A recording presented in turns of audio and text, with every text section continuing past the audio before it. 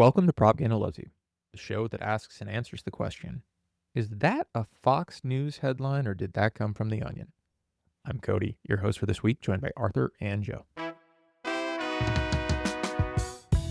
Ask not what your country can do for you. Ask what you can do for your country. We shall fight on the beaches. We shall fight on the landing grounds. Mr. Gorbachev, tear down this wall.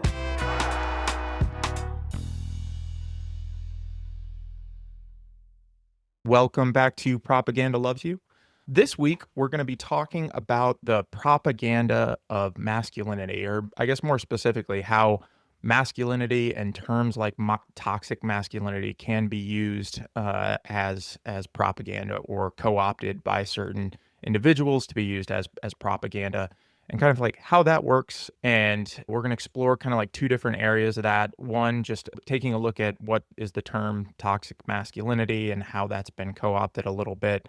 So there's a couple articles that I'm going to read from there that we can talk about defining, the man box and also, how that has somewhat backfired. And then also I'm going to read from a section of the book, How Fascism Works. This one is one that we haven't talked about, but I think we did. Oh no, I always get Jason Stanley and Timothy Snyder mixed up as the same person, but different people. So Jason Stanley is the one that did this, How Fascism Works, and he also has another book like How Propaganda Works. Anyway, there's a chapter in there on sexual anxiety and how fascist regimes kind of use that. And that ties really well into kind of like the attack on masculinity. So I'll read some of that as well, and then we'll kind of wrap up there. But before we get into that, I have a quick game, Joe, Arthur, that we can play, and then if we've got any updates. We haven't played this one before, I don't think, so I'll give this a new name. This is going to be called Fox or Fox. So is this a news headline that was actually out there, or is this a fake news headline from a site like The Onion or something like that? So I'm just going to read them off, and we'll go one by one. Tell me if you think this is a real news headline or if it's a fake one. So the first one is, Trump imposes a 25% tariff on Chinese-made Trump products. Is that a real news headline or is that one fake? I'm going fake because he would never put a tariff on his own merchandise. Yeah, same. That is correct. That one is fake. All right. That one's from The Onion. Okay, so number 2, will tariffs help the masculinity crisis? Real. Yeah, I got no good reason to say it's fake. It sounds silly enough. Sure. All right. That is also true. That was from Fox News. You guys got that one. Yeah. All right. Number 3, the most dangerous person in the world, a young man who's broken alone. Broke like poor or broke like fragment? Is it? I guess how would you imply? I guess it doesn't explain in the title itself. The BROKE, broken alone. False. I could see that being like a clickbaity Atlantic headline for some editorial think piece. I'm gonna say false. You're gonna say false?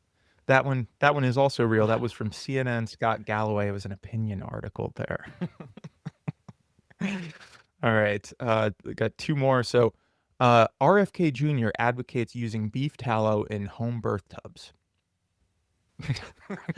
It's a tough one, Yeah, right? if you bring out the RFK and some like nonsense, it is gonna be really tough. False. Not true, I guess. It's not true. That one is definitely true. It's just very good self-care and smart thinking. I don't have a good RFK, but That was my pretty good. I good got who attempt. it was right away. Oh, okay. So that one actually is false, surprisingly enough. That's also from The Onion. Okay, and last one here. The Frito-Lay CEO gifts Trump a golden Funyun. Sure, true. Yeah. Well, I could totally see it. That one also is from The Onion, but it might end up being true at some point. Who knows? I think it was his first term when, like when college sports teams or professional sports teams win the national championship, they get invited to the White House to do a little photo op or whatever. They did that for Clemson.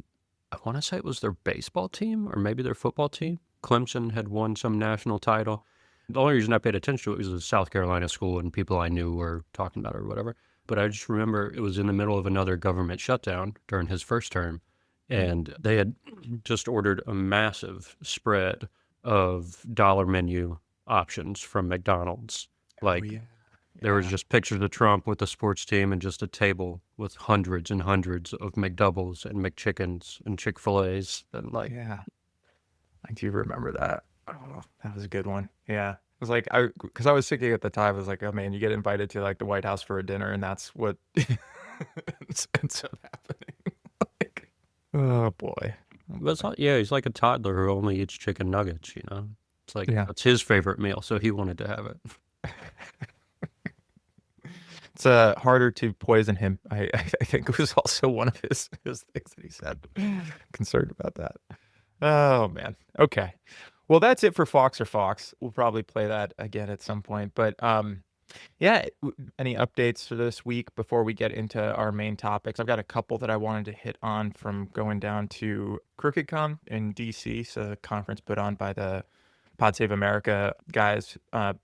So it was good. I think everyone was pretty happy at the time because it was right after the election. So like good news. So most people were pretty excited about. I think there was more hope in the building. It was at the Ronald Reagan building in DC. Interestingly enough, I did want to check the East Wing, but they've got a bunch of big barriers, so you can't actually see whatever construction is going on there from ground level.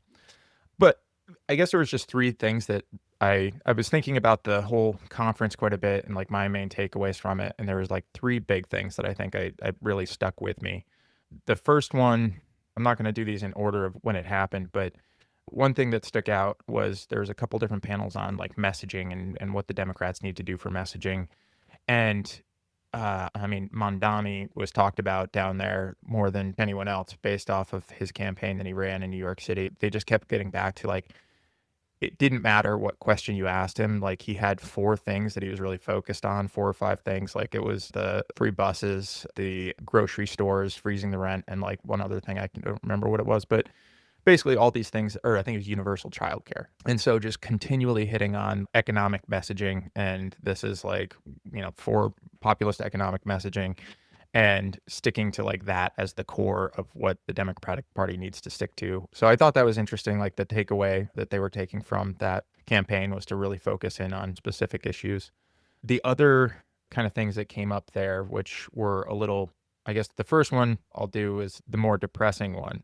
So the very first panel of the day that I went to, I can't remember what it was called. I think it was like Bombs Away. So it was talking about foreign policy and how the Democratic Party has sort of shifted or become seen as the pro-war party somehow versus the Republican Party, which was an interesting conversation all in itself, like talking through all that. But at the end of it, there was a Congressman, Yasmin Ansari from Arizona. She's an Arizona rep that was on this panel. And there were two things that kind of came up that I thought was worth talking about. One, like we have mentioned on here, they mentioned during this panel, I think it was Ro kind of from California, how they're taking the same things like the forever war and turning that against American citizens now. The same thing that we talked about with the tactics and whatnot has been used overseas for these counterterrorism operations is now coming back and being used against American citizens. So it was good to hear like elected officials say that at the same time, pretty concerning.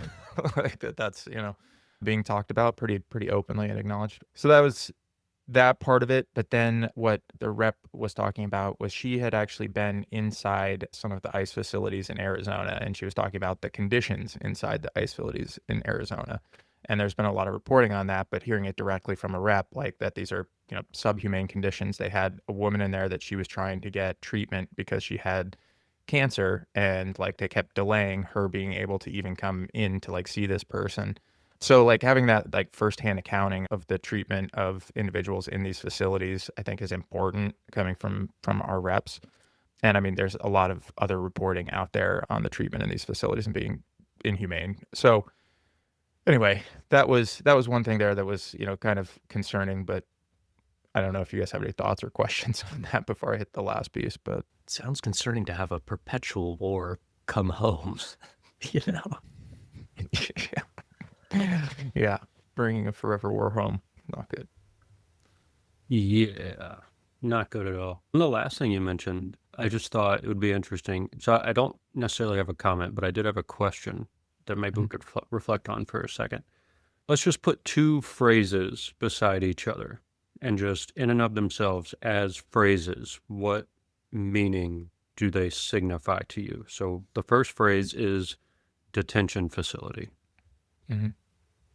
What meanings does that imply to you when you hear the phrase detention facility? What do you think it is, and what do you assume is happening there? Yeah, I think it's definitely softer, right? Like it probably makes you just think of like people that are doing something wrong and being held in a location, right? Like it's definitely the softer language compared to like what is actually being, I guess, at these locations in my head. Okay, so you assume some wrongdoing on the part of the people being detained there. Yeah, I think it implies that, right? Like in the way that it's said, I would think so. I mean, if it wasn't, it would just be like a holding location or like a temporary housing facility or something like that, right? So like by attaching detention to it, right, there's an implication of some sort of unlawfulness in order to be put there, I think. Yeah, it goes back to like our school days. Like the detainer is a bad child who can't obey the simple rules that we all can obey. So I think detention does imply like a bad egg or something in a social setting. I'm really glad you mentioned school there too, because yeah, that's a really good point. It obviously Yeah. draws a connection to like the school to prison pipeline. If you get used to getting detention in school, you're gonna just, oh, I'm arrested and in jail. It's just detention all over again. The other phrase, which we can set side by side with detention facility, is concentration camp. What do you assume? What's the meaning that's implied when you hear the phrase concentration camp? I mean, all I can think about is World War II just brings back the images from watching Schindler's List or any World War II documentary around the Holocaust, right? For me, anyway, Yeah. the minute you say something like that. I think of just ethnic cleansing, I guess. Concentration camp. I always think about World War II as well, but also the Japanese camps, the internment camps in the U.S. The United States government rounded up 300,000 Japanese people because they were Japanese and kept them in camps for 3 years. I guess the reason I bring it up in relation to everything you're saying is that there's a choice over language when we report on these things. And with everything that's going on with ICE and this administration, I no longer have even an inkling of an assumption that the people they're detaining are wrongdoers. I almost invariably assume that they're being held unlawfully in some way that violates their basic humanity. And that seems more accurate to call that a concentration camp, right? So at what point do our media get on board with choosing more precise language about what's actually going on at these so-called detention facilities? Detention facility is feeling more and more like propaganda the more that we repeat it, to me anyway.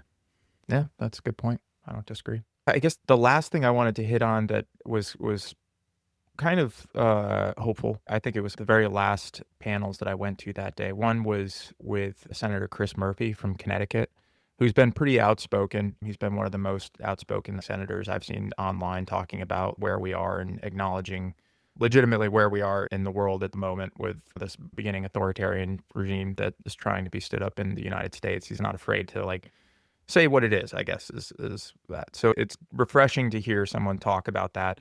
I guess what the sad thing was, like I think the direct quote, I guess I might be paraphrasing slightly, but the quote that I remember was he was talking about the shutdown and he was like, we picked the right fight. Like we're winning the public opinion battles over the shutdown. And he says, after Tuesday, it would just be a great like disservice and like terrible if they folded now after this like good showing that we had on Tuesday in the election. And then, here we are today, the day after that 8 Democrats, folded on this and have let the shutdown basically go with a handshake promise from the GOP, I guess, on talking about ACA in January. So anyway, but Chris Murphy really liked what he was saying. Like he was not one of the 8 that folded. And then there was a panel with 2 lawyers, Norm Eason, who was an ambassador, I think, to Czech Republic. And this was like back during Obama days. I think he was part of that. but he's working, him and the other one are Sky Perryman. Sky Perryman's the president and CEO of Democracy Forward. And these two lawyers basically are kind of on the front line of all the different legal battles that are going on with the Trump administration right now. And so that was good to hear. They talk kind of about the different ones that they've already had filed, like basically as soon as the administration came in, how they were able to block the birthright citizenship EO and how they're engaged in lawfare with the Trump administration, and their record is pretty good. I guess it was nice to see that. Good to see that there are organizations that are fighting back in legal means and getting that kind of update. I guess my question for this for you guys, right? Like, we hear about the legal wins, right, against the Trump administration, but it's months after the main headline, right, of like Trump is doing EO to stop all birthright citizenship.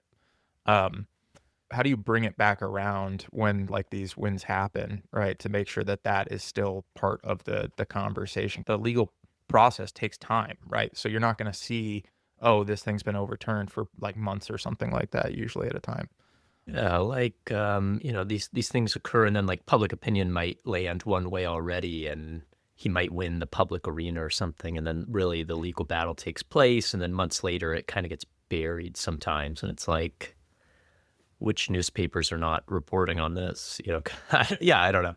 It seems like a billionaire class, like they control all the media, right? So burying those wins is maybe like a pro. Yeah. And it seems iffy. Like some of these things, it's like, it's like months later, it's like, here's a weighing in from something. And then like a week later, it'll be like, well, actually now the Supreme Court's going to bend the knee. And then it's like, so it's hard to keep track of like the entire progress of each thing, Yeah, and at what point is it like an official win? Does it need to go all the way to the Supreme Court and be decided on before like we can say like it's an official win? But I guess anyway, it was nice to see and hear about some of those things. So I'll include the link to these two organizations from both of these in our show notes if that's something that you're interested in, looking at their updates or their work or possibly donating to those organizations. So I'll make sure to include that there. But yeah, I think those are my big takeaways from the event. A lot of people there, so that was good to see. Did you meet anybody interesting? I didn't really talk to anyone. Just kind of observed and walked around. There was I will say it was interesting to hear like Chuck Schumer got booed like in every time he got brought up, and like this is a space that's filled with like Democrats, liberals, and actually there was quite a few more progressive voices, it seemed like, because a lot of the progressive policies that like Hassan was talking about, he was there in like one of the first panels anyway. So like he's talking about like building social housing, and that got like a pretty decent reaction from the crowd. And then I think John Lovett from the Pod Safe America guys was like, I'm against social housing, but not against like building more housing or whatnot. So it was interesting. They were really trying to put out like that it needs to be a big tent that can accept the Mamdanis into the big tent, along with people like Tim Miller from the Bulwark, former Republicans. Like it needs to be able to encompass all these people if they want to win, was kind of the message they were putting out. But it doesn't really answer your question. Well, that's an interesting point about the messaging you were just saying. Would you say that the strategy for the conference, like the question they were trying to ask was, how do we get more Democrats to win, or how do we get more progressive policies to take place? I think if I had to pick one, I think like I don't think it's Democrats to win. That wasn't the feeling that I got. I think it felt more about pro-democracy and progressive voices in the media environment, and how do we get the messaging to overcome this massive propaganda machine that has been built on the right side, right? Like it's looking at the media environment that the right has built, and like how do we compete with that as a group of progressives, independents, liberals, whatever you want to call it, that all agree with, I guess, the big ideal of democracy, right? As maybe probably don't disagree on implementation or all agree on implementation, but the ideals, right? Like that's kind of what it felt like to me. Yeah. What do you think, Joe? Is that what you would rather see, or were you thinking that it would be more party focused? I guess I just wasn't sure, like, because I know the Pod Save America guys are kind of in both camps now, in both representative politics and in media. So they're representing both sides of that. And it seems like, as far as the speakers they had lined up, that reflects, a collaboration between Democratic Party establishment and left-wing, broadly construed media voices, and Yeah. whether they have some common cause to organize with each other on. So yeah, I guess I was just trying to clarify what the goal of that group is, because there are a couple of different ways that group breaks down into separate wings. So depending on which one has the most influence, is that like a media strategy that is organized around helping the Democratic Party do better? Or is it a left-wing media conglomeration that's interested in hearing from Democratic politicians who want to help out with their goals? So it's Yeah. just different ways that it can kind of get narrated, I guess.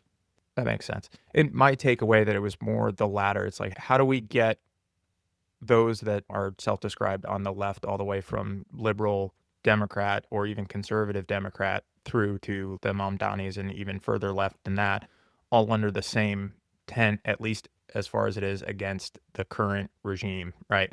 I think that's the organizing principle, like trying to get back to where logic is one of the things that's used to determine policy versus just feeling and rhetoric, right? Like, and there was even acknowledgement in the room, which was nice to see, that 10 years ago, if you put some of these people on the same stage, they'd be fighting each other because they don't agree on everything when it comes to policy, but they do agree that we should be a functioning democracy, right? Like, so that seemed like the main organizing principle.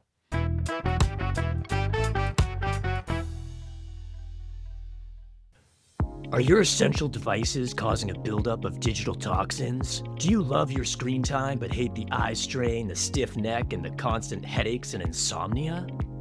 I was struggling. I need my devices for clarity and connection, but the heavy feeling, the headaches, and the sleep disturbances, they were all weighing me down. At AmeriLife Pharma, we understand. Your screen time isn't the problem. The buildup of digital toxins is. But what if I told you that you can simply flush those toxins away? Introducing the Digital Detox Capsule. The patented two-part system, now distributed by Patriot Protein, uses a powerful nutrient blend to naturally flush out these digital strains from your nervous system. It is incredible. I haven't had to delete a single app. Now I scroll for hours without my energy level dropping or my head starting to hurt. My neck is fine, my sleep is regulated, and I know I'm getting all the essential information I need. Don't manage your usage. Manage your internal response. The Digital Detox Capsule ensures you remain perfectly compliant and comfortable under the requirements of the modern world. Get your Digital Detox Capsules today. Reclaim your internal alignment. Retain your device. The Digital Detox Capsule is not intended to treat, cure, or prevent the root causes of digital debilitation. Side effects may include nausea, cramping, fatigue, severe retinal migraine, neurological distress, and death. Don't take if you're allergic to the Digital Detox Capsule.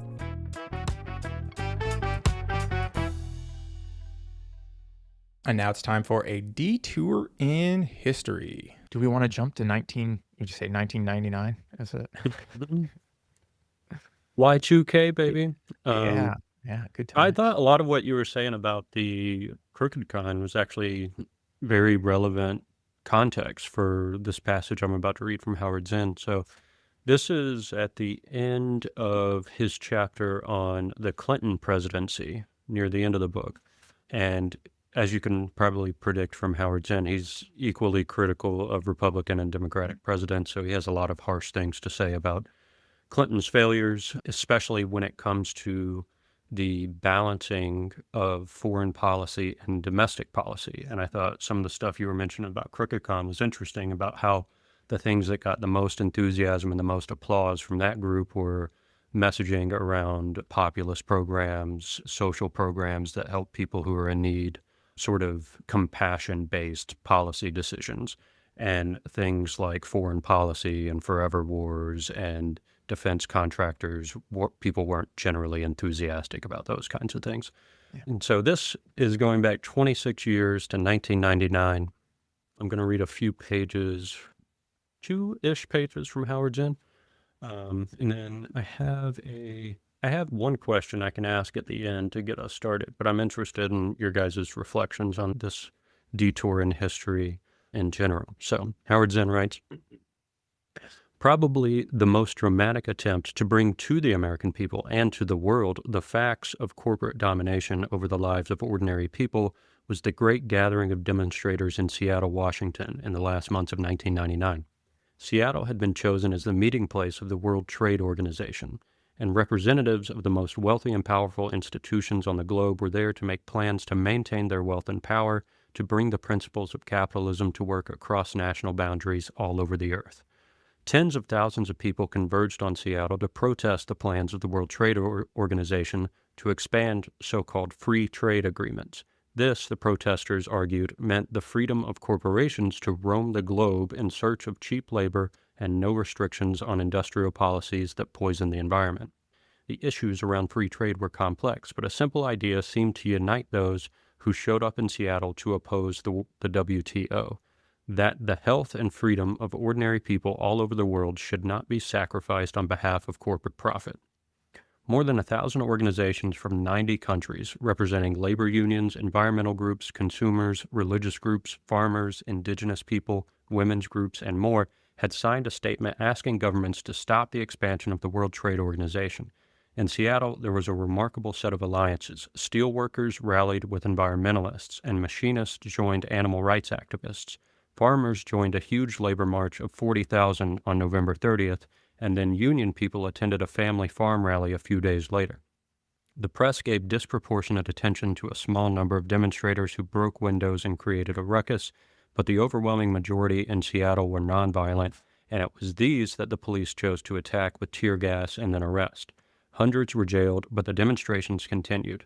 News of the events in Seattle went to the nation and all over the world. The official WTO meeting was clearly disturbed by the crowds of protesters, and there were signs of division between the industrial countries and third world countries. As John Nichols reported in The Progressive at the time, quote, while the official WTO sessions were characterized by deep divides between delegations from the northern and southern hemispheres, there was an unprecedented level of north-south unity on the streets. Farmers from around the world came together. The huge AFL-CIO rally cheered speakers from close to a dozen countries, and after events organized to highlight the devastating impact that globalization was having on women in the third world, throngs of women from Africa, Latin America, India, Europe, and the United States marched together in human chains through the streets of downtown Seattle, end quote. The summit meeting of the World Trade Organization was shaken by all this, and at a certain point the talks collapsed. It was a remarkable illustration of the ability of organized citizens to challenge the most powerful corporations in the world. Mike Brannon, writing in the newspaper of the insurgent Teamsters, caught the mood of exultation. Quote, the kind of solidarity that all of us dream of was in the air as people sang, chanted, played music, and stood up to the cops and the WTO. The people owned the streets that day, and it was as much a lesson for us as it was for corporate America, unquote. The Seattle demonstrations coincided with a growing movement throughout the nation, on college campuses and in communities against sweatshop conditions endured by third world men, women, even children working for American corporations. The New York Times reported a month after Seattle, quote, pressure from college students and other opponents of sweatshops has led some factories that make goods for industry giants like Nike and The Gap to cut back on child labor, to use less dangerous chemicals, and to require fewer employees to work 80-hour weeks, according to groups that monitor such factories. At last month's protests in Seattle, conditions in such factories were a major focus, with many demonstrators demanding that trade treaties punish countries that permit violations of minimum labor standards. Many corporate executives acknowledge that the anti-sweatshop movement's efforts are paying off, unquote. Seattle was the first of a series of international gatherings of trade union people, students, environmentalists, in opposition to the increasing control of the world economy by giant corporations. In the year following the Seattle demonstrations, protesters showed up wherever a summit of wealthy entrepreneurs was taking place: Washington, D.C., Philadelphia, Davos, Switzerland, Los Angeles, and Prague. Officials of the World Bank and the International Monetary Fund could not ignore such a protest movement. They began to declare their concern for the environment and the conditions of their workers. Whether this would result in real changes was unclear, but undoubtedly the corporate leaders of the world could no longer ignore their critics. Would the various strands of protest and resistance in politics, in the workplace, in the culture come together in the next century, the next millennium, to fulfill the promise of the Declaration of Independence, of equal rights of life, liberty, and the pursuit of happiness? No one could predict. All one could do was to act on the possibility, knowing that inaction would make any prediction a gloomy one. If democracy were to be given any meaning, if it were to go beyond the limits of capitalism and nationalism, this would not come, if history were any guide, from the top. It would come through citizens' movements, educating, organizing, agitating, striking, boycotting, demonstrating, threatening those in power with disruption of the stability they needed. That's the end of that quote. Yeah, interested in your reactions at all to that passage or anything about it that stuck out to you, but just as a general question to consider, thinking about the World Trade Organization as a group that meets and makes decisions together, which is one way to define a government, a group that meets and makes decisions together. My question, if the ruling class can have a global organization that holds meetings and makes decisions together, why can't the working class? Because we don't have money and private jets to fly us to whatever resort is gonna have us all together. I mean, I guess that's jokingly, but also kind of my serious answer. Like, the resources to organize something like that probably are significant. And I guess I don't know enough about the World Trade Organization. How do people get assigned to that? How do you become a member? And is it a voting thing, or is it just like, I think it's like your great great great great grandparents had to have been in it, and they just keep passing it down. Yeah, I was thinking about like the mass scale of organizing, and then in like the US, how we don't really have like labor leaders who actually do anything, and no form of like anything to do with labor. And I know like Zinn, of course, talks about rephrasing like, US history, or maybe all human history can be like condensed down to like labor versus private equity profiting off of that. And so it makes sense that like the few who control that can, meet up and make decisions, and the many ants that work for them and all of us labor ants just can't meet up, I guess. Keep it disconnected. so I looked up they've actually got I a think process. we're looking up the same thing, yeah. I mean, Unless you're a state. yeah. So we need to form our own state, is what we're saying. I think that gets us in trouble. Wait, I thought companies and government weren't the same thing. I thought, Right. what? Trade, government? I thought these were separate. What's going on Diff- here? I'm very confused. I guess one other thing that kind of stuck out to me while you're talking about that, Joe, is like, seems like a lot of the issues that have been used as grievance issues when it comes to global trade and whatnot on the right were being talked about then from labor unions. And like, they saw the problems that would come from this when it was originally, enacted, as far as like a lot of jobs leaving the United States and exploitation overseas, basically. Yeah, totally. Like, that's part of it that always strikes me in just reading through every period of history, with whether it's the dawn of everything stuff we're reading, or even just the U.S. history stuff with Zinn, is like how little has changed. In certain ways, you realize some of the same bullshit that people dealt with millennia ago, we're still dealing with now. And how, contrary to the famous line that's always attributed to Martin Luther King Jr. about the arc of history bending toward justice, it isn't like that. Like, progress gets made and then it gets taken away. You were mentioning earlier some of the wins in the courts that are going through, and how to keep that in people's attention and how to keep people excited about it. I was thinking about how in the 70s, Roe v. Wade was a decision that liberated a lot of women and gave them the autonomy to make choices about childbirth and reproduction and what to do with their own body. And now that right is getting taken away. And the same kind of legal conversation is happening with gay marriage. And you see how progress can be made and it can be taken away. First of all, we kind of have to just not be complacent about the wins that we already do have, and understand that they have to be protected and fought for.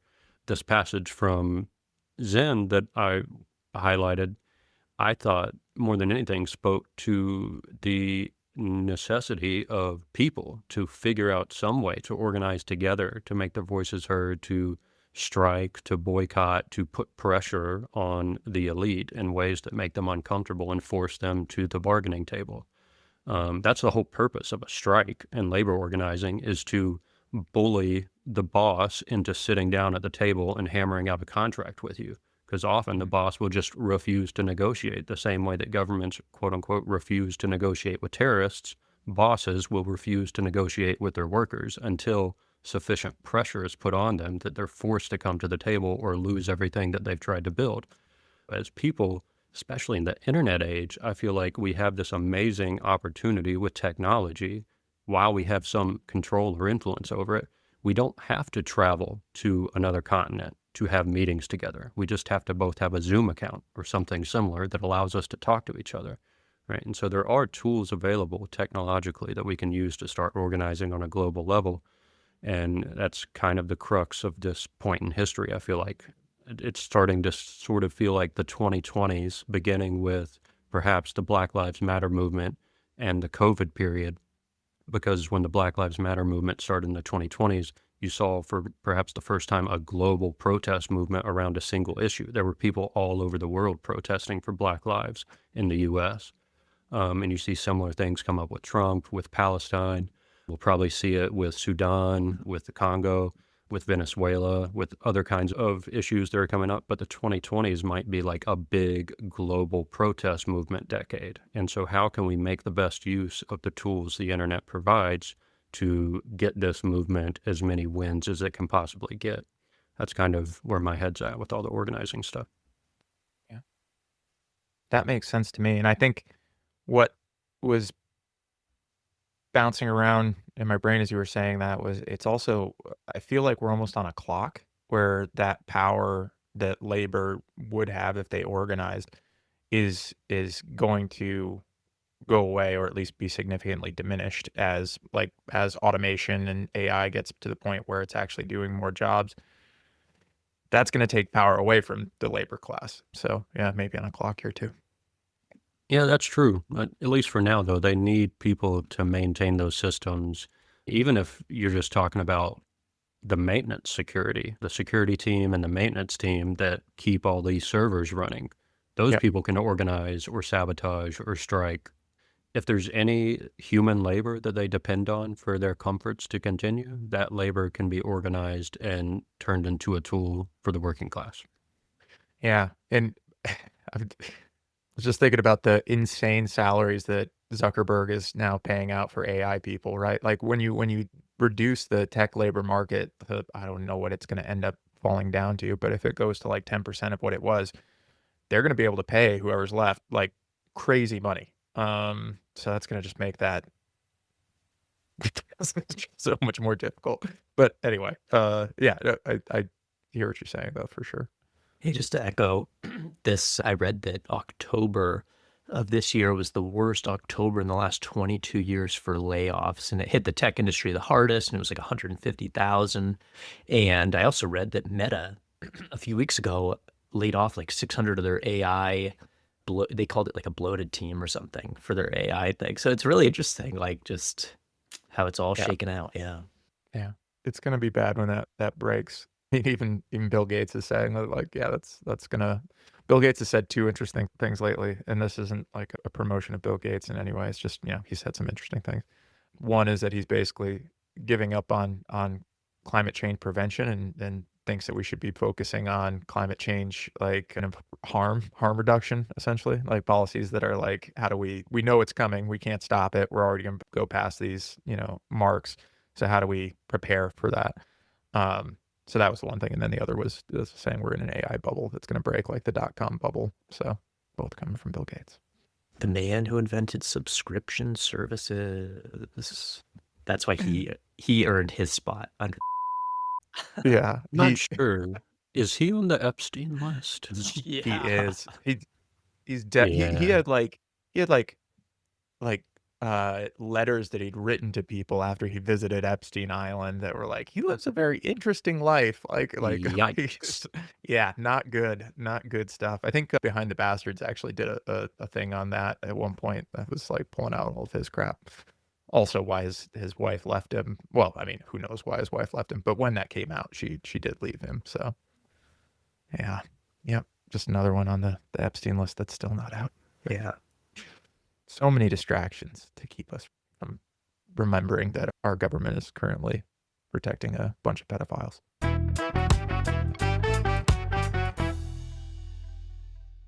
Please stay tuned for a word from our sponsors.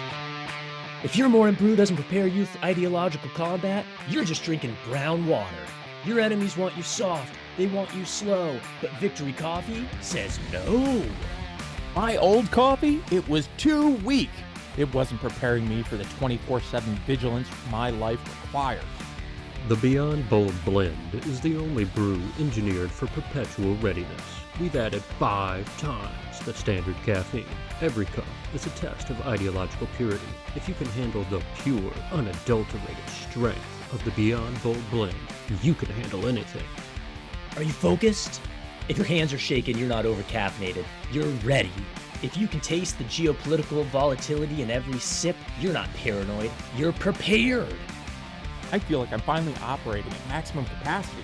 I've successfully calculated every optimal tactical route out of the neighborhood and purchased enough MREs to feed my family for the next 3 years. Victory Coffee. It doesn't just wake you up, it weaponizes your day. Don't get cut off your game. Prove yourself. Search Victory Coffee today to find out more about the Beyond Bold Blend Challenge. This product contains some non-compliant stimulants. The Beyond Bold Blend is not a substitute for traditional rest. Common symptoms include dehydration, acute tunnel vision, and the spontaneous, irreversible inability to recognize human faces. Do not operate heavy machinery after consuming.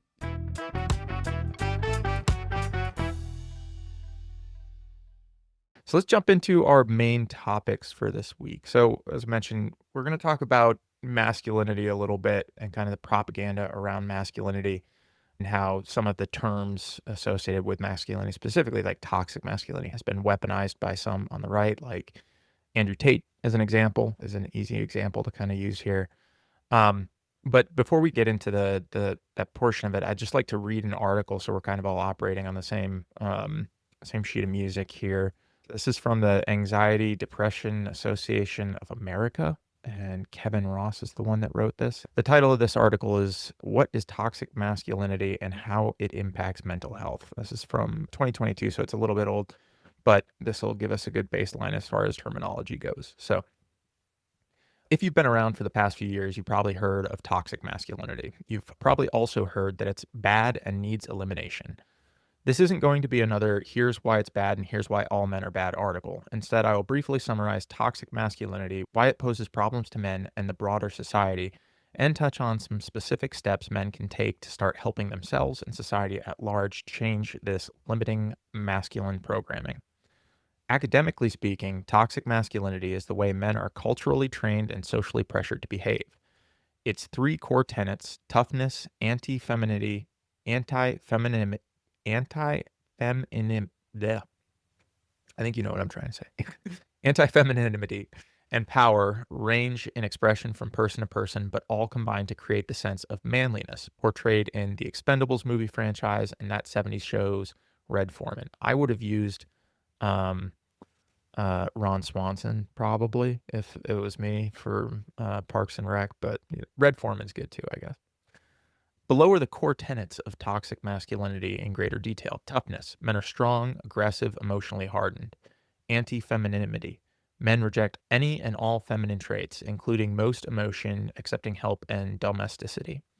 Power. Men are worthy only if they have money, power, status, and influence. Of course, some of these traits can be attributed to natural drives for ambition and adventure or character traits common to boys and men.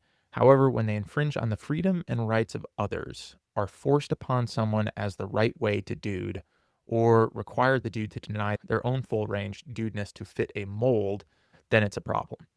So I want to pause on that just because I think that's like a really important point that we'll probably talk about later. When we talk about toxic masculinity, it's not saying that necessarily these traits in themselves are bad. What it's saying here, at least from this article, is when these traits cause that to infringe on the freedoms and rights of others or are forced upon somebody as the right way to be, that's where it changes from a possible, personality trait or whatever into toxic masculinity. The embodiment of these traits can contribute to pernicious attitudes and behaviors toward women and marginalized groups. Surprisingly, cultural pressure to fulfill this masculine template can also lead men into a myriad of problems, of which repeatedly watching the movie 300 is the least of these. Here are just a few examples. Young boys are taught by their caretakers to toughen up or suck it up when hurt or facing challenges. Emotional suppression lays the foundation for shame when unsanctioned feelings arise, which position anger and rage as the only acceptable masculine emotion. This man-up attitude matures into a rejection of empathy toward others and repackages nurturing impulses as weak.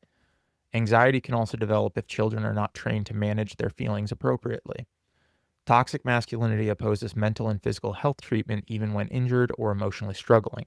Ignoring pain while pushing oneself to work or exercise can cause more physical damage. Additionally, suppressing mental health issues such as depression, trauma, and anxiety can worsen symptoms and precipitate isolation, loss of jobs or friends, and even suicide. Men are encouraged to embrace an unhealthy lifestyle along with rigid independence. Men do dangerous sports, engage in risky behaviors, have an unhealthy diet, and are encouraged towards excessive drug and alcohol use. Furthermore, men are taught to ignore asking for help as it could show fragility or provoke ridicule. Controlling and entitlement behaviors are perhaps the most discussed toxic traits. Masculine programming mandates that men should exert dominance over their romantic, work, and social life by suppressing anyone not embracing the masculine programming and demanding unearned loyalty and respect. The resulting domestic and social conflict includes potential bullying towards marginalized groups, can lead to serious personal, occupational, and legal consequences. Men can be better. We can be better. While not an exhaustive list, here are a few changes that we can implement to reprogram masculinity and stop harming ourselves, our community, and our loved ones.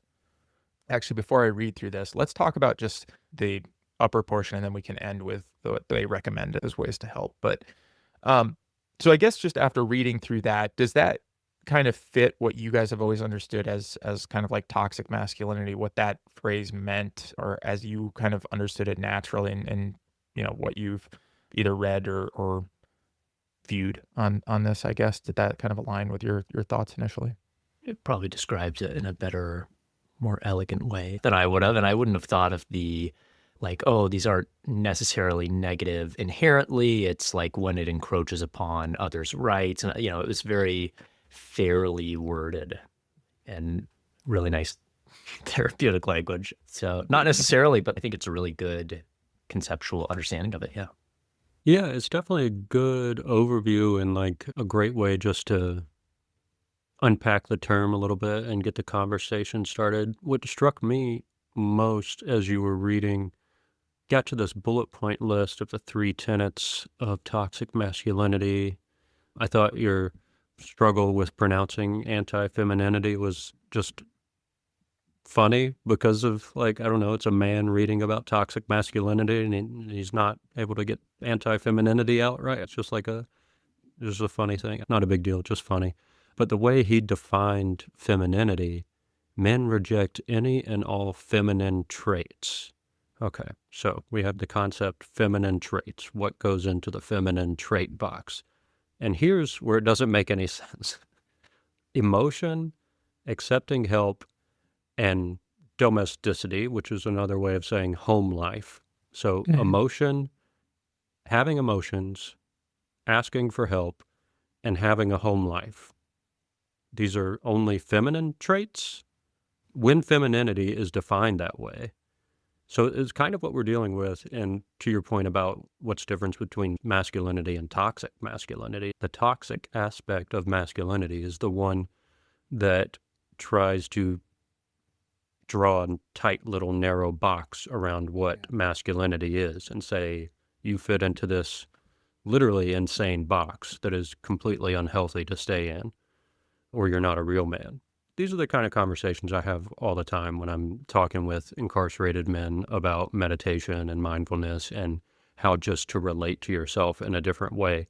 So much of what is a problem because of toxic masculinity has to do with the way men relate to themselves. Toughen up, suck it up, these kinds of attitudes where we're being harsh with ourselves. The example I always give when dealing with self-talk and how to have healthier conversations with yourself, because that's what we're doing. We talked about this with the dawn of everything before, how human cognition works. It's dialogic. You have conversations in your head. You're imagining voices. You're either having a monologue or 2 people are talking in your head or whatever. And so it's interesting and useful to notice the tone of voice, to notice the emotional affect, to notice the character traits involved with the voices you use to talk to yourself. If the voices you use to talk to yourself are always these harsh, authoritarian voices just telling you to submit, do what you're told, suck it up, don't feel anything, that's a kind of habitual mental pattern you're ingraining in yourself. You're making that neurological pathway stronger and stronger every time you do it. And so you're training yourself to hate yourself in a certain sense. You're training yourself to be obedient to this toxic voice inside your head.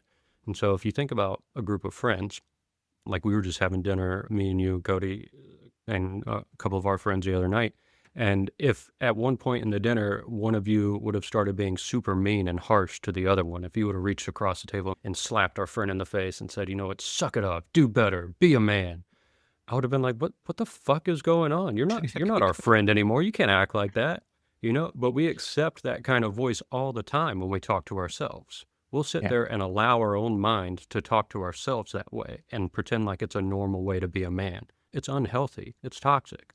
Right? You have to be able to learn to have loving, nurturing, compassionate conversations with yourself about yourself.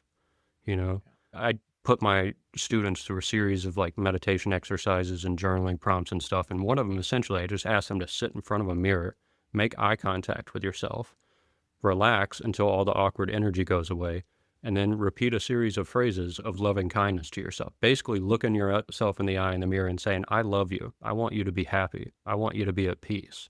Learning to have those conversations with yourself unravels a lot of these toxic little Gordian knots that as men we're conditioned to build up in our minds. And so just right off the bat, taking away emotion, accepting help, and home life as these exclusively feminine traits. These are human traits. Human beings have emotions. Human beings need help. Human beings have a home life. And you're still a man as well as a human being because you do those things. So that's, I'm sorry for the rant. That was just my takeaway. No, I mean, so a couple things. Let me address the first one. I think what the way I took away in this is like the anti-femininity. Like that's the problem, right? That's what makes it toxic by thinking those things, right? Like by thinking like these are only, the feminine traits and I cannot they're not in my box, right? You said like they're in this box of predetermined things that are acceptable for men. Like, so that's like a term, the man box or whatnot. Like, here's all the things that you can do. Let's put them inside this little thing. Like, you can pull anything out of this box. It can be, get really pissed off at somebody, start a bar fight. Like, I'm just making things up, but you can't. But you can't do the dishes or submit, like be the one that's cleaning the house, right? So that was the kind of way that I took that piece there, was more talking about them in that way. But the question I've got based on what you said, Joe, is that rhetoric that you have in your head talking about what is acceptable and what isn't acceptable, you didn't put that there. That came from something else, right? Whether that's your family or societal expectations, that is the key to toxic masculinity. That's what it actually is, right? Like that's being That's the pressured onto propaganda of people. it. Yeah. That's the propaganda of it. Yeah. Like that's the whole social, cultural, like, yeah, all Yeah. that is absolutely propaganda and we're inundated with it from a very young age. Like not just all the toxic traits, but also just the ways that all the media we consume. And it's worse for kids these days because the internet was just becoming a thing when we were kids. But how, basically toddlers are inundated with images sexualizing women and like just the whole conversation around sexuality gets toxic the moment you put a screen in front of somebody's face. I did watch a documentary that I would highly recommend for anyone that's interested in the topic called The Mask We Live In. Watch that, but it has a whole section on that, how at a younger and younger ages, people are being exposed more and more to this earlier than they would have been necessarily before because of the internet and like the pornography that people can just easily access and how damaging that is on the psyche of young children, right? Like, puts just terrible terrible impressions in their brain on how people should act. So I definitely recommend that The Mask You Live In. I'll include a link to it for anyone that would like to watch that.